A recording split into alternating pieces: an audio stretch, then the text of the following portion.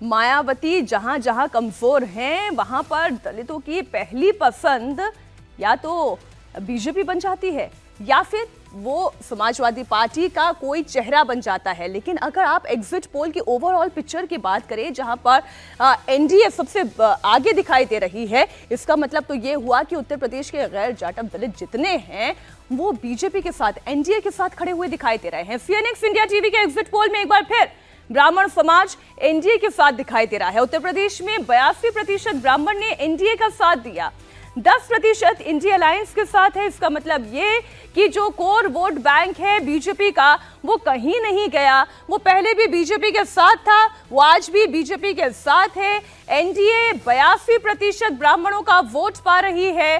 कुछ हद तक समाजवादी पार्टी ने कोशिश की कि वो ब्राह्मण चेहरों को आगे कर दें, उन्हें प्रतिनिधित्व दें, उससे कोई बड़ा असर पड़ेगा, लेकिन ये एग्जिट पोल में होता हुआ दिखाई नहीं दे रहा है। 82% एनडीए के पास ब्राह्मणों का वोट। अब राजपूत जाति की भी बात कर ले। उत्तर प्रदेश का राजपूत वोटर, चुनाव से पहले बीजेपी को लेकर राजपूत वोटर्स की नाराजगी की बहुत चर्चा हुई थी। दावा यह किया जा रहा था कि इस बार तो राजपूत वोट बीजेपी से कटेगा, लेकिन सीएनएक्स इंडिया टीवी के एग्जिट पोल में जो आंकड़ा सामने आया वो हैरान करने वाला है। 73% राजपूत वोट एनडीए को गया है, जबकि इंडिया अलायंस को 12%, बीएसपी को 5% और अन्य को 10% राजपूत वोट मिला है। यहां पर कोई बिखराव नहीं है। कंसोलिडेशन सबसे ज्यादा एनडीए के साथ 73% उत्तर प्रदेश के ठाकुर राजपूत वोट दिखाई दे रहा है। तो चाहे ब्राह्मणों की बात कर लें, चाहे राजपूत ठाकुरों की बात कर लें, चाहे इसमें हम गैर जाटव दलित वोट की बात कर लें, ये जातियां सीधे तौर पर बीजेपी लेड एनडीए के साथ खड़े हुए दिखाई दे रही हैं। लेकिन कुछ और सवर्ण जातियों की अगर बात करें जैसे कि वैश्य वोटर्स, तो सीएनएक्स इंडिया टीवी का एग्जिट पोल ये कहता है कि उत्तर प्रदेश में 71% वैश्य वोट एनडीए को मिला है। इंडिया अलायंस को 9%, बीएसपी को 12% और अन्य को 8% वोट शेयर मिला है। वैश्य वोट, अब आप सवर्ण वोट का पूरा एक ब्रैकेट अपने दिमाग में तैयार कीजिए, वो रेखा खींचिए।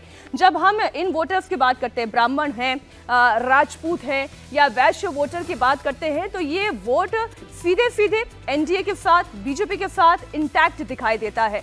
और वहीं अगर इंडिया अलायंस की बात करें तो इनके साथ यादव वोटर दिखाई देता है। वो जो MY समीकरण की हम बात करते हैं, मुस्लिम और यादव वोट, वो इंडिया अलायंस के साथ दिखाई दे रहा है। जाटव वोट एक तरफ जहां बीएसपी के साथ है, लेकिन नॉन जाटव जैसे दलितों की बात होती है तो फिर वहां पर एक बिखराव दिखाई देता है। लेकिन वो बिखराव भी ऐसा जो 50-50 का है, 29 और 28% ये इंडिया अलायंस और इंडिया अलायंस में बढ़ता हुआ दिखाई देता है। पूर्वांचल की कुछ सीटों पर जहां पर राजभर वोटर डिसाइडिंग फैक्टर में है, ओपी राजभर के बीजेपी के साथ आने से इस बार जबरदस्त फायदा नजर आ रहा है। अगर आप देखेंगे तो बड़ी सोच समझ के इस बार अलायंस किया गया।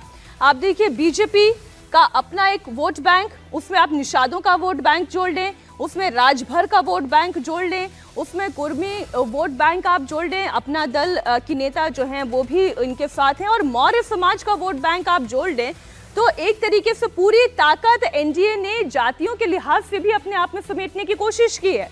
अब राजभर वोट की अगर बात करें तो एक मुश्त वोट जो है वो एनडीए के पास जाता हुआ दिखाई दे रहा है। 81% राजभर एनडीए के साथ है, 12% इंडी अलायंस के पक्ष में दिखाई दे रहे हैं, यानी कि यहां पर भी वोटों का बिखराव नहीं है। राजभर वोट जो शुरुआत में कहा जा रहा था कि घोसी में न जाने क्या होने जा रहा है, ऐसा तो नहीं, राजभर ने अपनी ही जमीन जो है वो खो दी है, लेकिन एग्जिट पोल ये बता रहा है कि ये वोट बैंक एनडीए के साथ मजबूत खड़ा हुआ है। ऐसे एक और वोट बैंक की बात करें, निषाद वोटर्स।